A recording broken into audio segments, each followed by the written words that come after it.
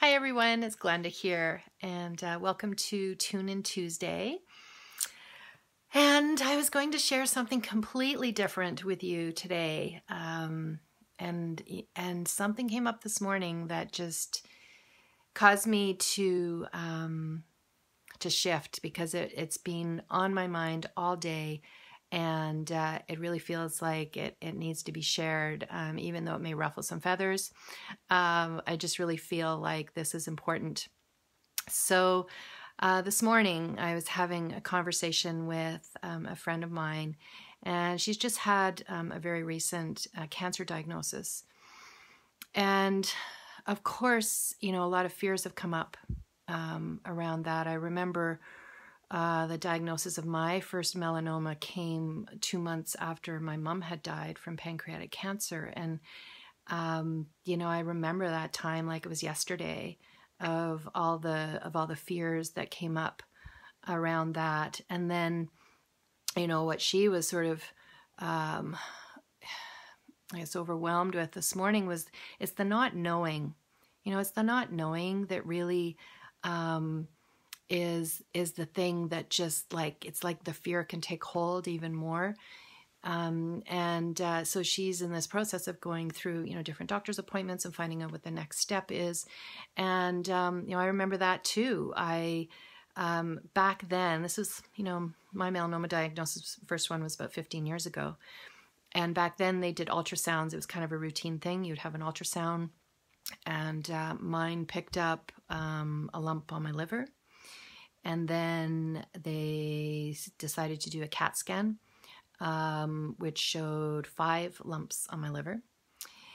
And then that proceeded to be a needle biopsy of my liver, which I went to when I went to the hospital the first time, got all set up, and then the CAT scan machine, or sorry, it was the ultrasound at that point, it crashed. It wasn't working. So then I had to go home and wait even more. And then I finally got in to the Cross Cancer Institute and had my needle biopsy done there. And, the outcome was great. They were all, it was benign. There wasn't anything to worry about. But that was about a 2-month process, from the time that I had my initial diagnosis to finding out that, no, it hadn't spread and that everything was okay.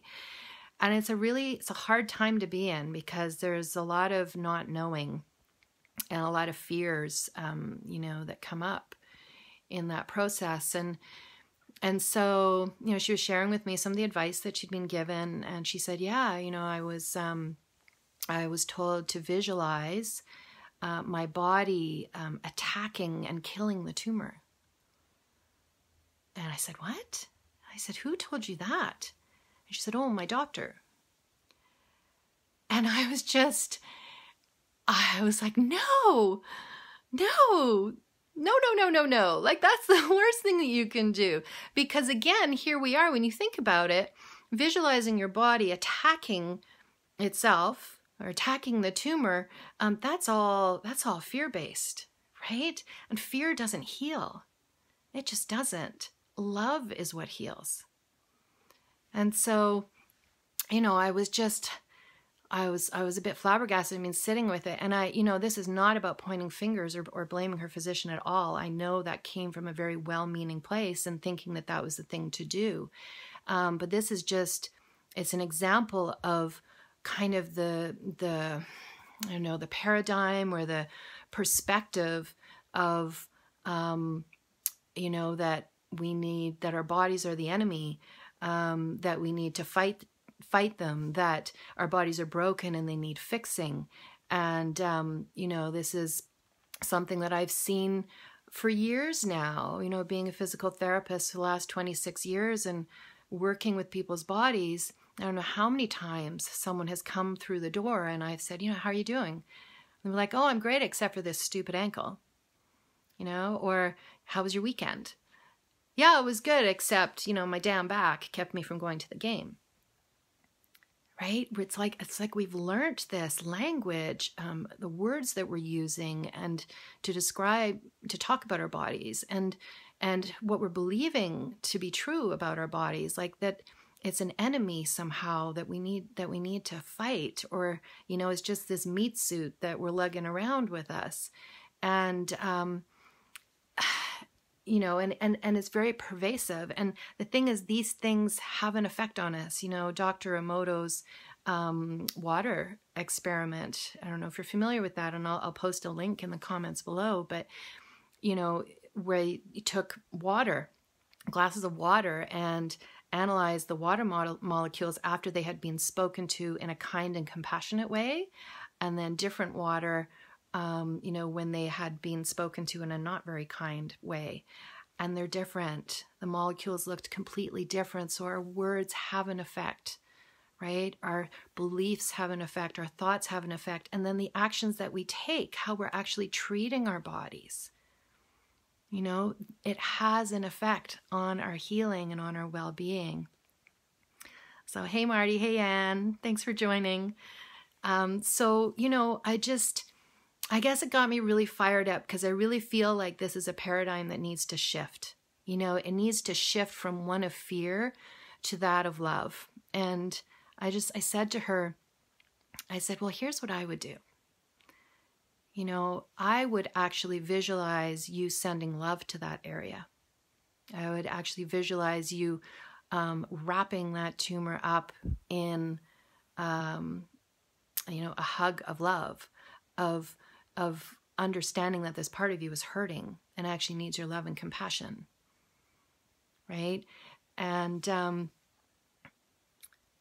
I, you know, like, don't take my word for it. You can do this yourself, right? You can even in this very moment, just go, like, close your eyes and just imagine. So let's say you've got a body part that you're not happy with, or that, you know, is bothering you at the moment. Just really kind of tune in, and close your eyes. And I want you to imagine that you are attacking that part of you. Like, visualize it. You can kind of see it on a movie screen. Visualize yourself attacking that part of you that you're not happy with at the moment. And just notice what that feels like. You know, how does that feel in your body to do that? And then kind of erase that visual for a second. And now put your hand on your heart. Tune into your heart space. You know, feel where your hand is on your heart. Let that place soften. And now imagine that you're sending love from your heart to that part of you, right? And yeah, that did feel horrible, didn't it? I agree with you. Now let's imagine, right? And pick a color, you know, whether it's pink or green or whatever color, you know, that heart, that love energy. Imagine sending that to that part of you that's either hurting or you're not happy with right now. Right? Just take a moment. What does that feel like? Right? Very different. Very different. And, you know, the love just feels so much better. So use that as your guide. You know, your body actually will never steer you wrong, and it never lies to you, and it actually is your very best friend. You know, our bodies are the messenger of our soul. And they are giving us messages constantly about whether we are out of alignment or being incongruent with the truth of who we are. And so instead of looking at our bodies as being the enemy, how about switching that to being our best friend that is letting us know when we're either thinking or believing or feeling or doing something that is out of alignment with our truth. You know, it's letting us know when we're being a doink, right? And we start listening to that. We start tuning in and we start listening, right? And then we start going, okay, something's going on here. Something's off, right? So I guess that just got me fired up this morning, because I was just like, no, that's so not the way. The way is love. Love is the strongest energy there is on this planet. And I know that to be true. I've experienced it myself, you know, and so it's about flipping it on this paradigm of our bodies being our enemies and our bodies being broken and needing fixing, and flipping that on its head to one of no. Let's give our bodies love. Let's love those parts of us that are hurting as if it was a child that was hurting. What would you do if there was a child in front of you that was crying and hurting? Would you attack it? Right? What would you do? You would comfort it. You would have compassion for this child. You would love it. So that's, what I visualize when there's parts of me that are hurting. And, it's interesting. I see this all the time in my patients now is, I had a fellow I had 10-year history of low back pain from a disc injury that he'd had 10 years ago. And, I'd had a few sessions with him, and he came in with this, I think it was the third time. Sorry, there's a snowblower going, if you can hear that. And he was totally transformed. He looked, 10 years younger. And if a guy can glow, then he was glowing. I said, what's going on? He said, my back pain's gone. And I said, really? And I said, why do you think that is? And he said, oh, it's totally how I'm viewing the world. It's different. How I've shifted how I am viewing myself and how I'm viewing the world.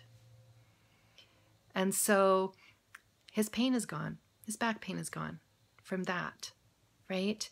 I had someone who came in with hip pain the other day. She goes, yeah, my sciatic pain, I'm starting to feel it again. And I must have done something wrong. She didn't know exactly what it was from. And so I said, oh, okay, sweetie. Yeah. Okay, off you go. One. Sorry, that's my little one. She knows when I'm on the phone or I'm on here, this is the time to come and ask me for a treat because I'm more likely to say yes. What a stinker. Anyhow, back to, so anyway, this patient of mine, she had, and I said, well, let's have a look at, so what's going on for you? When that started, what's going on? And the more we talked, and she goes, oh my God, I totally forgot about, this thing that has me worried, so we really talked about what was on her mind and what she was worried about and kind of what she was carrying. And as she kind of came to her own resolution, she looks at me and she goes, you know what, my hip pain is going away. And I said, really? And she goes, yeah, it's totally dissipating now. Right? So this is this is how powerful our bodies are as messengers, and understanding how powerful our thoughts are and the effect that it has on our bodies. So, and I would give you a cookie if I had one for you. You're a little far away for me to give you one. So I think that's all I have to say right now on this topic, but it really is about, can we start loving ourselves? Can we start loving our bodies? Can we start listening to what our bodies are telling us and give ourselves what we need? And I said to her today, I said, you know what? The very best thing that you can do today for yourself is to do what lights you up. Go do what makes you feel good, right? Go and give yourself what you need. Treat yourself with radical self-care. That is how we can actually have a part in our own healing.